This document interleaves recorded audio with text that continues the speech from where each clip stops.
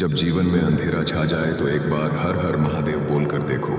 ये सिर्फ शब्द नहीं है, ये तुम्हारे भीतर सोई हुई ऊर्जा को जगाने वाला मन का विज्ञान है। मनोविज्ञान कहता है कि जब हम किसी शब्द को बार बार विश्वास के साथ बोलते हैं तो वह हमारे अवचेतन मन सबकॉन्शियस माइंड में घर कर जाता है, और जब अवचेतन मन जागता है तो असंभव भी संभव हो जाता है। महादेव का नाम केवल ध्वनि नहीं है, यह एक कंपन वाइब्रेशन है। यह कंपन तुम्हारे डर को तोड़ता है, तुम्हारे भीतर के अंधेरे को मिटाता है और तुम्हें एक नई मानसिक शक्ति देता है।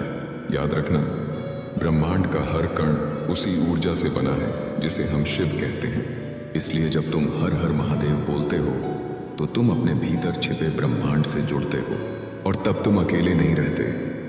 तब तुम्हारे साथ होता है वो जो मृत्युंजय है, काल का भी काल है, और जो हर टूटी आत्मा को फिर से खड़ा कर देता है। आज अगर तुम्हें लगता है कि जिंदगी रुक गई है, रास्ते बंद हो गए हैं, तो सिर्फ एक बार आंखें बंद करो और पूरे विश्वास से कहो, हर हर महादेव। यकीन मानो, तुम्हारे विचार बदलेंगे और वही विचार तुम्हारी पूरी किस्मत बदल देंगे।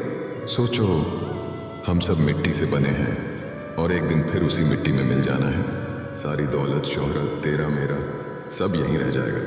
तो फिर ये घमंड किस बात का, ये अकड़ किस काम की? महादेव हमें यही सिखाते हैं। उनके पास कुछ नहीं है, न सोने का मुकुट, न रत्न जड़े वस्त्र, न राजमहल। उनका वस्त्र बस बाघंबर है, गहना है सर्प, और भस्म है उनका श्रृंगार। फिर भी संपूर्ण ब्रह्मांड उनका है, क्योंकि महादेव हमें बताते हैं कि सच्चा वैभव बाहर की चीज़ों में नहीं बल्कि भीतर की शांति में है। अगर जीवन में सीखनी ही है कोई बात तो महादेव से सीखो।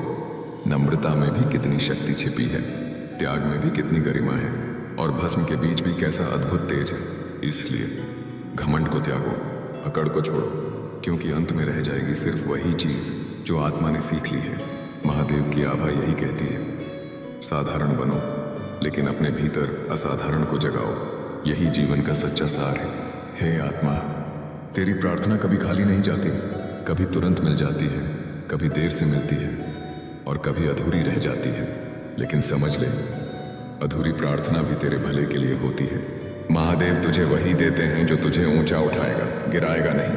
हर भक्त सोचता है, मेरे साथ ही क्यों कठिनाई आती है, क्यों मेरी प्रार्थना पूरी नहीं होती। लेकिन हे आत्मा, महादेव का मार्ग आसान नहीं होता। ये तप का मार्ग है, ये धैर्य का मार्ग है।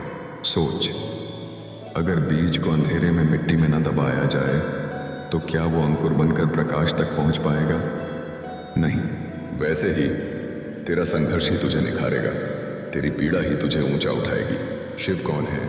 वो तपस्वी भी हैं और नटराज भी, वो संहारक भी हैं और करुणा का सागर भी। उनके गले में नाग है, शरीर पर भस्म है, माथे पर चंद्र है और जटाओं में गंगा। उनके भीतर विष भी है और अमृत भी। यही संदेश है, तेरे भीतर भी विष है। तेरा दर्द, तेरी हार, तेरी नफरत, और तेरे भीतर ही अमृत है। तेरा धैर्य, तेरी आस्था, तेरी ताकत तुझे तय करना है। विष को निगलना है या अमृत को जगाना है।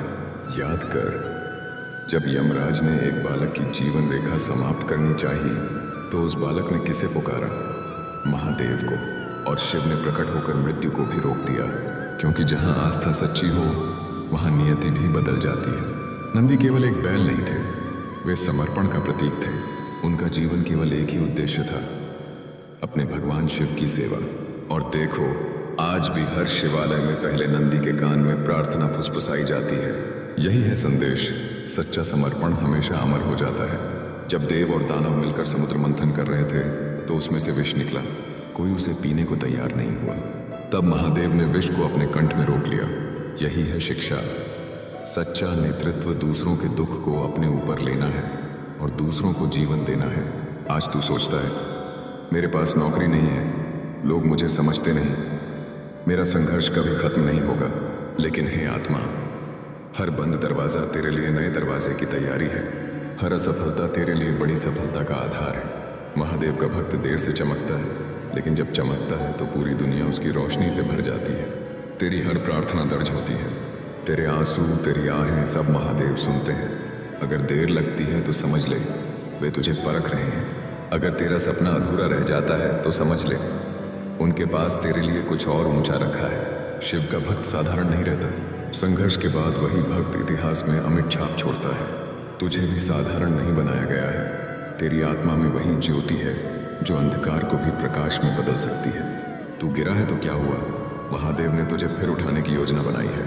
हे आत्मा, अपने दर्द को ताकत बना, अपने आंसुओं को प्रार्थना बना, अपने संघर्ष को साधना बना। तेरा समय आएगा, तेरी आस्था रंग लाएगी, तेरा विश्वास पर्वतों को हिला देगा। याद रख, भगवान शिव हमेशा तुझे वही देंगे जो तुझे ऊंचा उठाएगा, गिराएगा नहीं। तेरी नियति लिखी जा चुकी है। आज तू संघर्ष कर रहा है, कल तेरी कहानी लाखों को प्रेरित करेगी। तो उठ, जीवन को साधना बना, विश्वास को आधार बना और महादेव को अपना सहारा बना। क्योंकि जब शिव तेरे साथ हैं तो कौन है जो तुझे रोक सके। हर हर महादेव।